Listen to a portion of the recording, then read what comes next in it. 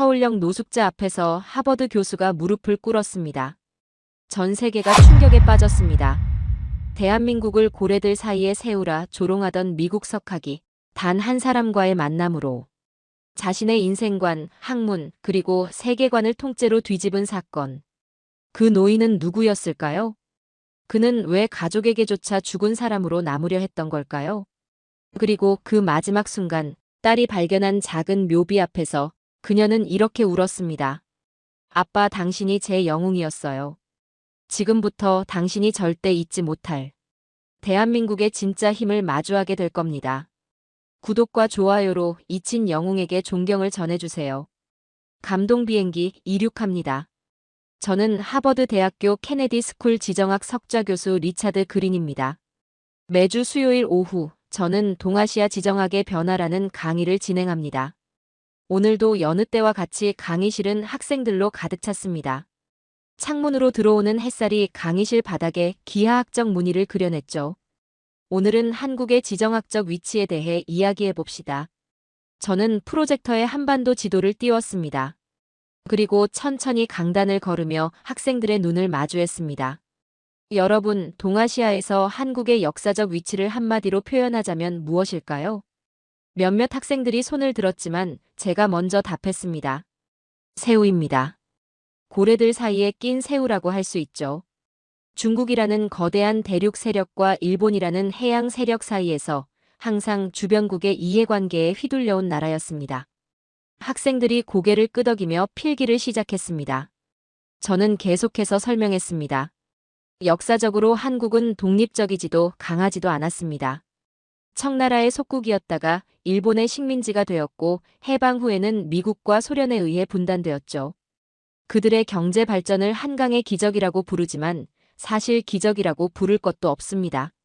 미국의 도움과 일본의 투자, 그리고 강력한 권위주의 정부의 통제 아래 이루어진 산업화였으니까요. 저는 다음 슬라이드로 넘어갔습니다. 한국의 GDP 성장 그래프였습니다. 물론 그들이 이룬 성과는 인정해야 합니다.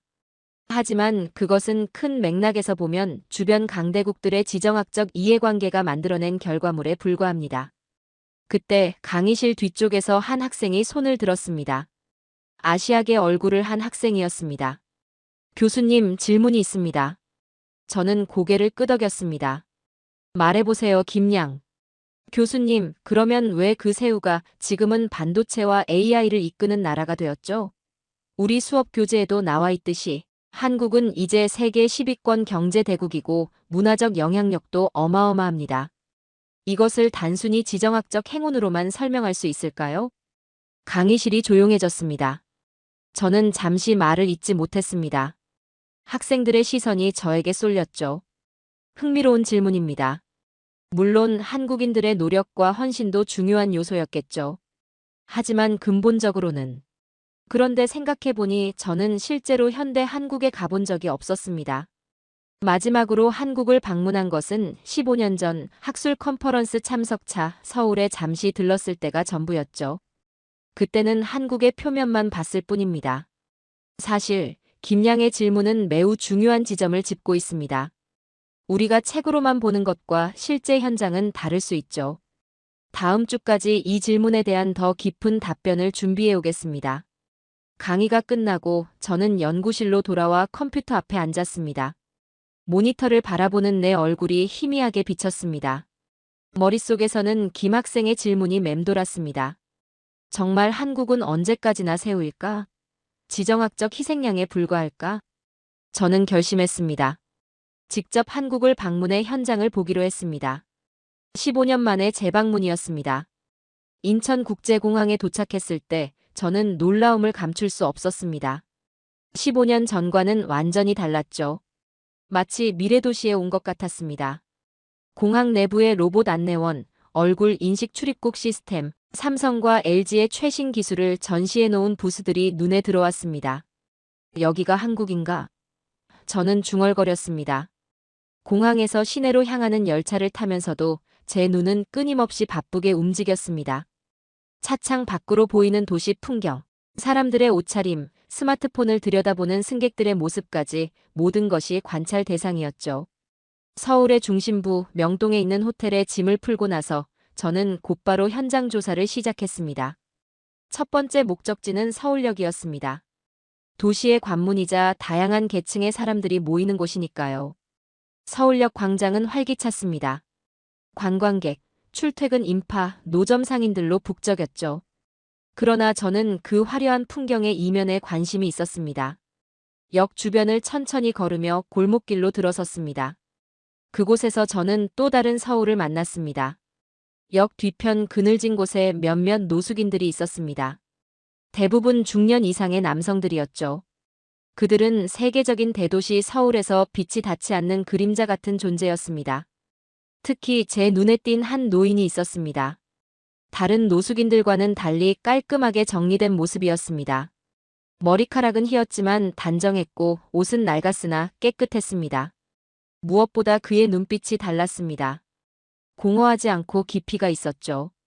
저는 한국어를 서툴게 구사하며 그에게 다가갔습니다. 안녕하세요. 혹시 잠시 이야기 나눌 수 있을까요? 노인은 저를 바라보았습니다. 외국인인 제가 말을 걸었다는 사실에 놀란 기색도 없었습니다. 그저 조용히 고개를 끄덕였을 뿐이죠. 저는 그의 옆에 앉았습니다. 전 세계 학생들을 가르치는 하버드 교수가 서울역의 노숙인 옆에 앉아있는 모습이 어떤지 상상이 갔습니다만 제 관심은 오직 그의 이야기에 있었습니다. 여기서 오래 계셨나요? 저는 조심스럽게 물었습니다. 노인은 잠시 생각하더니 대답했습니다. 시간은 중요하지 않습니다. 나는 이 도시의 기억입니다. 그의 말투는 교양 있고 정제되어 있었습니다. 단순한 노숙인이 아니라는 것을 직감적으로 알 수 있었죠. 무슨 뜻이신지. 제가 말을 이으려는데 노인이 먼저 입을 열었습니다. 당신은 외국에서 왔군요. 무엇을 알고 싶으신가요? 저는 솔직하게 말했습니다. 저는 한국이라는 나라가 어떻게 이렇게 빠르게 성장할 수 있었는지 알고 싶습니다. 그리고 그 과정에서 희생된 것은 무엇인지도요. 노인의 눈빛이 흔들렸습니다. 그의 주름진 얼굴에 잠시 감정이 스쳐 지나갔지만 곧 다시 차분해졌습니다. 그렇다면 제 이야기를 들어보시겠습니까? 노인이 물었습니다. 저는 고개를 끄덕였습니다. 그때는 몰랐습니다. 그의 이야기가 제 인생관을 완전히 바꿔놓을 거라는 사실을요. 그날 밤 저는 호텔로 돌아가지 않았습니다. 노인의 이야기가 시작되었고 저는 그의 말 한마디도 놓치고 싶지 않았죠. 우리는 서울역 근처 24시간 운영하는 작은 분식점으로 자리를 옮겼습니다. 따뜻한 라면 한 그릇을 앞에 두고 노인은 천천히 입을 열었습니다. 제 이름은 중요하지 않습니다. 저는 고개를 끄덕였습니다. 그의 신원보다 이야기가 더 중요했으니까요. 저는 16살 때 6.25 전쟁에 참전했습니다. 학교에 다니던 소년이었죠. 하지만 전쟁은 모든 것을 바꿔놓았습니다. 노인의 목소리는 차분했지만 그의 눈에서는 과거의 고통이 비쳤습니다. 소총을 잡은 건 처음이었어요. 지금 생각해보면 제가 누구를 쏘았는지도 기억나지 않습니다. 그저 살기 위해 그리고 나라를 지키기 위해 방아쇠를 당겼죠. 라면의 김이 그의 주름진 얼굴을 어루만졌습니다. 저는 말없이 그의 이야기를 경청했습니다. 전쟁이 끝난 후 모든 것이 파괴되었습니다. 가족을 잃었고 집도 없었죠. 그래서 저는 전후 복구인부가 되었습니다. 서울의 폐허 속에서 벽돌을 나르고 시멘트를 섞었죠. 제 손으로 이 도시를 다시 세웠습니다. 노인은 자신의 손을 내려다보았습니다. 굳은 살이 박힌 손, 시간이 새겨진 손이었습니다. 그러다 공무원 시험에 합격했어요. 재건 시기에 나라에는 인력이 필요했거든요. 교육부에서 일했습니다. 학교를 짓고 교육 시스템을 복구하는 일이었죠. 노인은 라면을 한 젓가락 들어 천천히 먹었습니다. 그의 모든 행동에는 존엄이 있었습니다. 30년 넘게 공직에 있었습니다. 정년 퇴직 후에는 서울대 앞에서 떡볶이 장사를 했죠. 학생들이 많이 찾아왔습니다. 저는 그들에게 항상 공부 열심히 하라고 말했어요. 공부가 이 나라를 구할 거라고요. 저는 경악했습니다. 지금 이 노숙인 노인이 전쟁 참전 용사이자 복구인부, 장기 근속 공무원, 그리고 소상공인이었다니요. 그런 분이 왜 지금 여기서 노숙을? 제 질문은 반쯤 나오다 멈췄습니다. 노인은 쓸쓸하게 웃었습니다. 인생에는 선택이라는 것이 있습니다. 제가 여기 있는 것도 제 선택입니다. 혹시 가족은 없으신가요? 노인의 눈빛이 흔들렸습니다. 그는 주머니에서 낡은 지갑을 꺼내 사진 한 장을 내밀었습니다. 아름다운 여성과 두 아이가 함께 찍은 사진이었습니다. 제 아내와 아이들입니다. 오래전 사진이죠. 사진 속 아이들은 초등학생으로 보였습니다. 소년과 소녀, 둘 다 해맑게 웃고 있었습니다. 지금은 어떻게 지내세요? 제가 조심스럽게 물었습니다. 노인의 대답은 저를 더 큰 충격으로 몰아넣었습니다. 그건 다음 이야기가 되겠군요. 다음 날 아침, 우리는 다시 만났습니다. 이번에는 청계천 근처 벤치에 앉았죠. 아침 햇살이 물결 위에 반짝이는 모습이 아름다웠습니다. 노인은 어제보다 더 편안해 보였습니다. 마치 오랜 시간 품어온 이야기를 나눌 준비가 된 것 같았죠. 제 아이들은 둘 다 훌륭하게 자랐습니다. 노인의 얼굴에 잠시 미소가 번졌습니다. 그것은 아버지의 자부심이었습니다. 아들은 MIT에서 전자공학 박사과정을 마쳤습니다. 지금은 대기업 반도체 개발팀장이죠. 미국에서 살고 있습니다. 딸은 서울대 국제관계학과를 나와 외교관이 되었습니다. 지금은 UN 평화협상 특별대표입니다. 뉴욕에서 일하고 있죠. 저는 놀라움을 감출 수 없었습니다. 하버드 교수인 제가 만난 서울역 노숙인의 자녀들은 세계적인 인재들이었습니다. 정말 대단합니다. 그런데 왜? 노인은 제 질문을 예상했다는 듯이 말을 이었습니다. 다 잘 컸죠. 공부밖에 모르던 아이들이 이제는 세상을 바꾸는 사람들이 되었습니다. 아내는 10년 전 암으로 떠났고 그의 목소리가 잠시 떨렸습니다. 그 후 전 제 흔적을 지우는 게 이 아이들에게 짐이 되지 않을 거라 생각했어요. 그들에겐 제가 돌아가신 것으로 알려져 있습니다. 저는 충격의 말을 잇지 못했습니다. 노인은 고개를 떨구고 계속 이야기했습니다. 자식들이 어릴 때 우리는 가난했습니다. 하지만 저와 아내는 아이들에게 최고의 교육을 주기로 결심했죠. 저는 공무원 월급 외에도 야간에 경비원으로 일했고 아내는 병원 청소부로 일했습니다. 매일 밤 아이들이 잠든 후 저는 그들 옆에서 공부했습니다. 영어 단어장을 외우고 수학 문제를 풀었죠. 아이들에게 가르치기 위해서였습니다. 청계천을 따라 산책하는 사람들이 우리를 지나쳐갔습니다. 그들은 이 노인이 어떤 삶을 살아왔는지 알지 못했습니다. 제 딸이 처음 유엔에서 연설했을 때 저는 신문을 샀습니다. 그 기사를 오려두었죠. 지금도 가지고 있습니다. 노인은 다시 낡은 지갑을 꺼내 조심스럽게 접힌 신문 조각을 펼쳤습니다. 거기에는 그의 딸의 모습이 있었습니다. 국제회의에서 연설하는 자신감 넘치는 젊은 여성의 모습이었죠. 제목은 한국인 최초 UN 평화협상 특별대표 임명이었습니다. 이걸 보면서 산다고 할까요? 노인의 주름진 손가락이 딸의 사진을 쓰다듬었습니다. 그의 눈에는 자랑스러움과 그리움이 교차했습니다. 아이들은 제가 돌아가셨다고 알고 있다고 하셨죠? 제가 조심스럽게 물었습니다. 네, 아내가 떠난 후 제가 선택한 일입니다. 아이들에게 연락해서 제가 이렇게 살고 있다고 말할 수는 없었죠. 그들의 세계에 제가 설 자리는 없었습니다. 자식들이 저를 돌보겠다고 자신의 일을 포기할까봐 두려웠어요. 노인의 눈에서 눈물이 흘러내렸습니다. 저는 말없이 손수건을 건넸습니다. 다음 날, 저는 노인의 이야기에 대해 좀 더 알고 싶었습니다. 그가 왜 노숙을 선택했는지, 그가 말하는 흔적 지우기가 정확히 무엇을 의미하는지 이해하고 싶었죠. 우리는 종로의 작은 찻집에서 만났습니다. 제가 조용한 장소를 제안했고 노인은 망설임 없이 동의했습니다. 정장을 입은 외국인과 낡은 옷을 입은 노인의 조합이 사람들의 시선을 끌었지만 우리는 그런 것에 신경 쓰지 않았습니다. 어제 말씀하신 것처럼 선택이라고 하셨습니다만 정확히 어떤 선택이었나요? 저는 조심스럽게 물었습니다. 노인은 따뜻한 보리차를 한 모금 마시고 대답했습니다. 제가 거리로 나온 건 돈 때문이 아니었습니다. 공무원 연금을 받고 있었고 기초생활보장 대상이었죠. 작은 월세방에서 혼자 살기에는 충분했어요. 그런데 왜? 제 목소리에는 의문이 가득했습니다. 저는 스스로 주소지를 지웠습니다. 행정상으로 사라진 사람이 된 거죠. 노인의 말은 간결했지만 그 의미는 깊었습니다. 그는 계속해서 설명했습니다. 딸이 UN 대표가 되고 아들이 대기업 임원이 되면서 저는 결정을 내렸습니다. 저 같은 아버지가 그들에게 짐이 될 것 같았거든요. 제 이름은 전쟁의 흔적이니까요.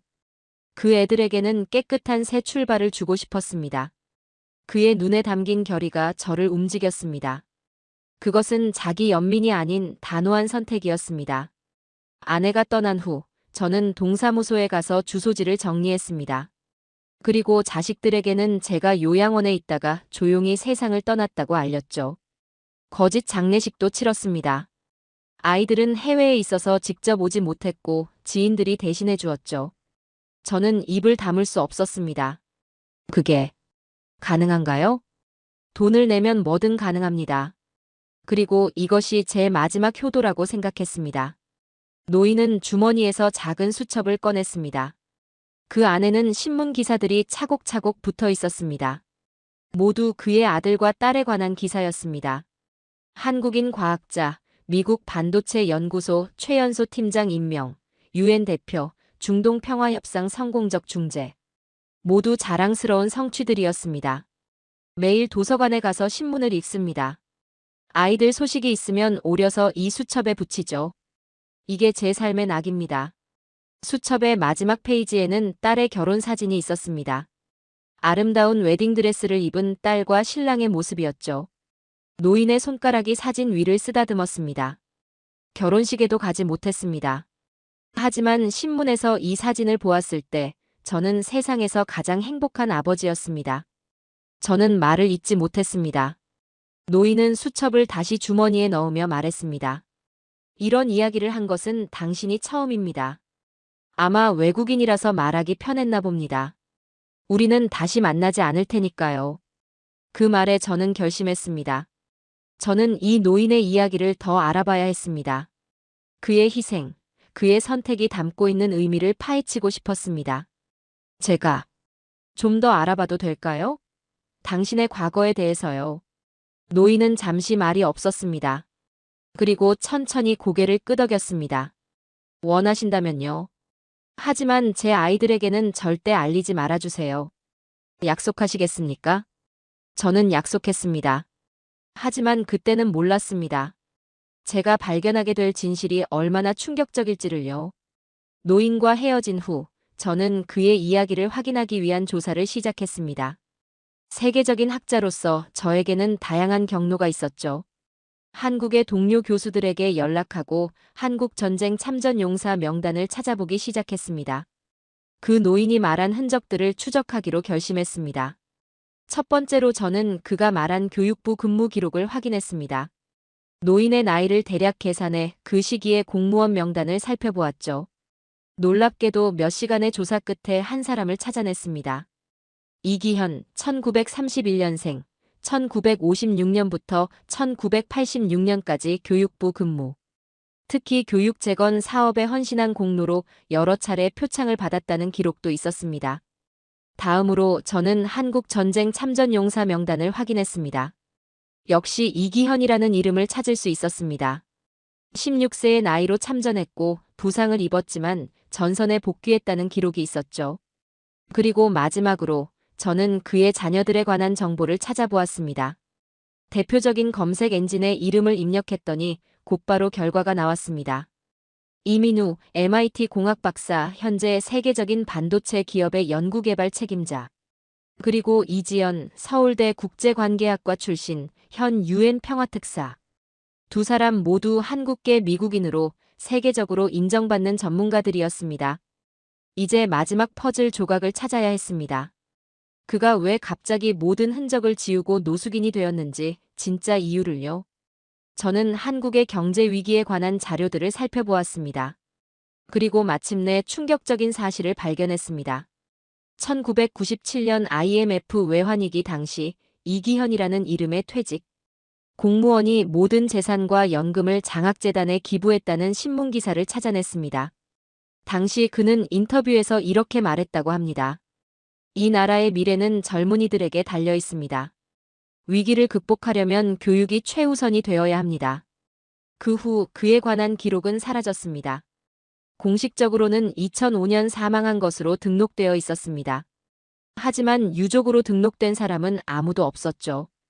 더 충격적인 사실은 그가 보훈 대상에서 누락되어 있다는 점이었습니다. 행정상 오류로 인해 그의 참전 기록이 제대로 인정받지 못했던 것입니다. 무려 30년 가까이 그는 잊혀져 있었습니다. 조사를 마친 후 저는 서울역으로 돌아갔습니다. 노인을 다시 만나기 위해서였죠. 하지만 그곳에는 이미 그의 모습이 보이지 않았습니다. 주변 노숙인들에게 물어보았지만 아무도 그의 행방을 알지 못했습니다. 그 할아버지요? 글쎄요, 며칠 전부터 안 보이던데. 제 가슴은 무겁게 가라앉았습니다.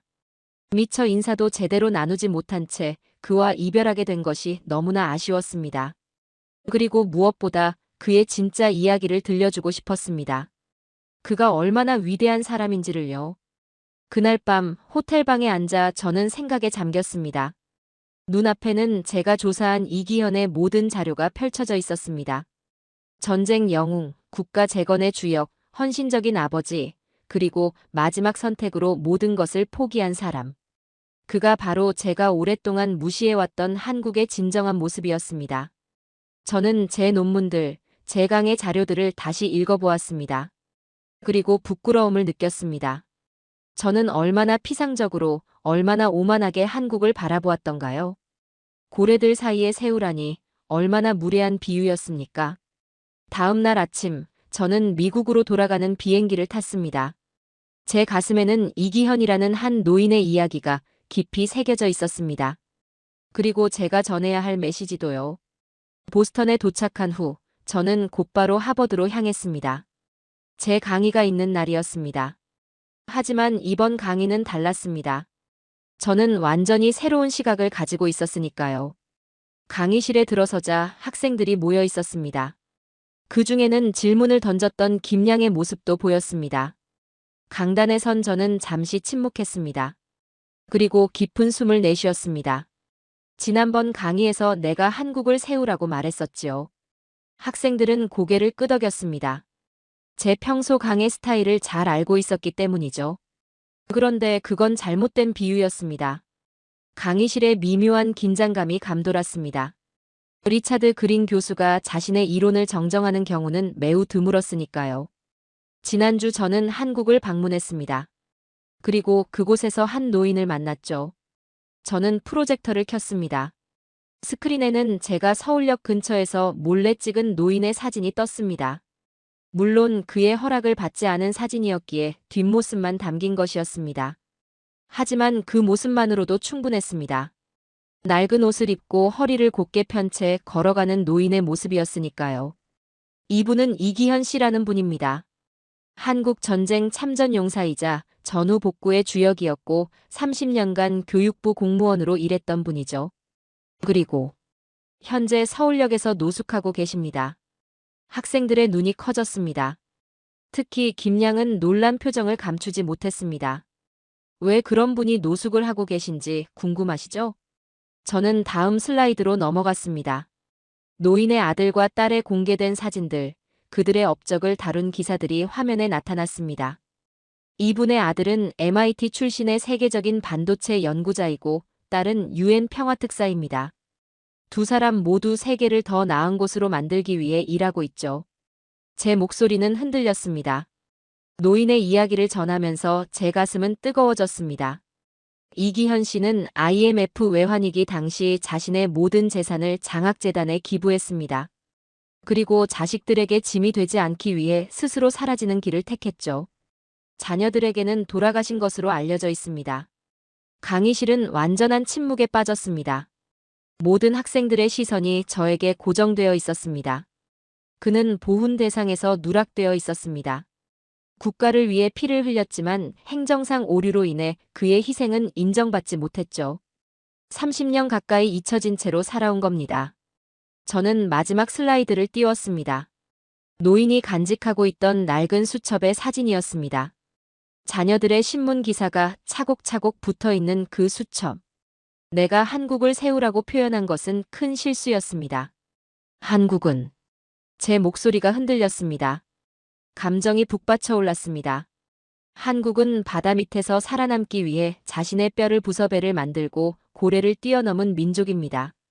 강의실은 침묵에 빠졌습니다. 그리고 갑자기 한 학생이 일어나 박수를 치기 시작했습니다.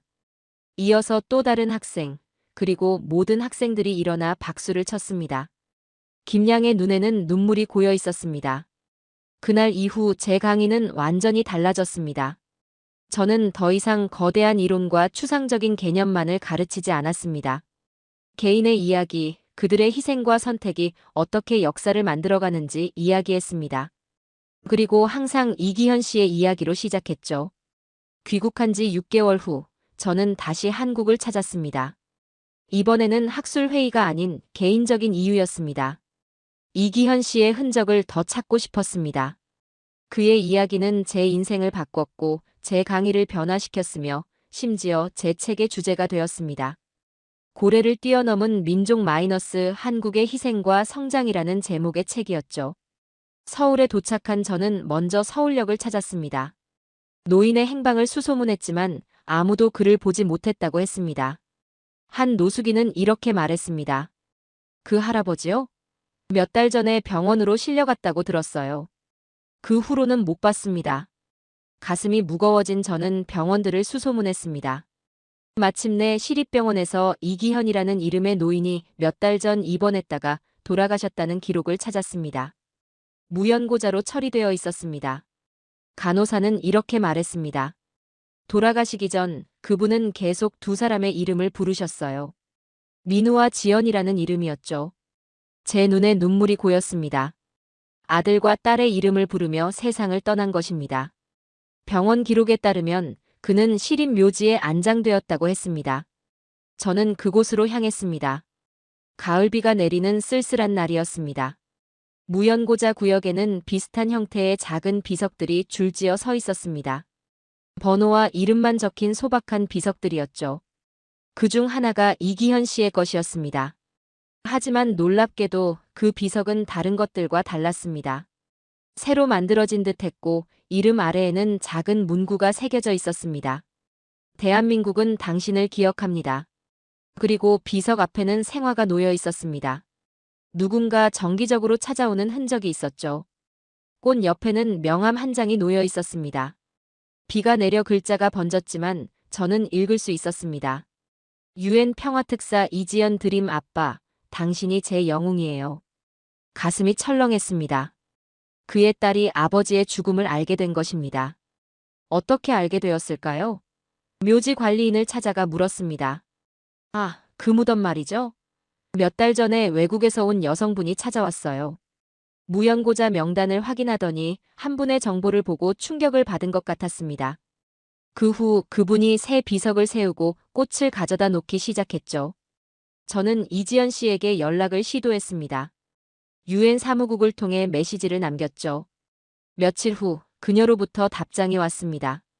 그린 교수님, 제가 아버지의 존재를 알게 된 것은 실은 교수님 덕분입니다. 교수님의 하버드 강의 영상이 인터넷에 올라왔고 제 동료가 우연히 그것을 보게 되었습니다. 그리고 저에게 알려주었죠. 처음에는 믿을 수 없었습니다. 아버지가 돌아가신 줄 알았으니까요. 그녀는 아버지의 마지막 흔적을 찾아 한국에 왔고 결국 그의 무덤을 찾게 되었다고 했습니다. 이제는 동생 민우와 함께 아버지의 유산을 기리는 재단을 설립했다고 했습니다. 아버지가 모든 재산을 기부한 그 장학재단을 찾아냈습니다. 이제 저희가 그 재단을 이어받아 이기현 장학재단으로 이름을 바꿨습니다. 가난한 학생들에게 희망을 주는 일, 아버지가 원하셨던 일이니까요. 오늘 저는 하버드 강의실에서 학생들에게 이 이야기의 마지막 부분을 들려주었습니다. 어떤 학생은 눈물을 흘렸고 어떤 학생은 깊은 생각에 잠겼습니다. 강의를 마치고 나오는데 김양이 저를 기다리고 있었습니다. 교수님, 저 이지연 씨의 사촌입니다. 그래서 그날 질문을 드렸던 거예요. 저는 놀라움을 감출 수 없었습니다. 정말입니까? 그럼 당신도. 김양은 고개를 끄덕였습니다. 네, 저도 이기현 할아버지의 가족입니다. 그리고 교수님 덕분에 우리 가족은 할아버지의 진정한 모습을 알게 되었습니다. 정말 감사합니다. 그녀의 손에는 작은 상자가 들려 있었습니다. 그것을 저에게 건네며 말했습니다. 할아버지가 남기신 수첩입니다. 가족들이 교수님께 드리고 싶다고 했습니다. 할아버지의 이야기를 세상에 알려주셨으니까요. 저는 떨리는 손으로 그 수첩을 받았습니다. 그 속에는 이기현 씨의 일생이 한국이라는 나라의 진정한 모습이 담겨 있었습니다. 오늘도 서울의 어느 묘지에는 새로운 꽃이 놓입니다. 그리고 그 무덤 앞에는 이제 많은 사람들이 찾아옵니다. 이기현이라는 한 사람의 희생이 한 나라의 역사를 어떻게 만들어가는지 배우기 위해서입니다. 제 책 고래를 뛰어넘은 민족의 마지막 페이지에는 이런 문구를 넣었습니다. 때로는 가장 작은 물고기가 가장 큰 바다를 만든다. 오늘 이야기 마음에 남으셨다면 구독과 좋아요 한번 눌러주시면 더 따뜻한 감동으로 다시 찾아뵙겠습니다. 감동 비행기 여기서 인사드립니다.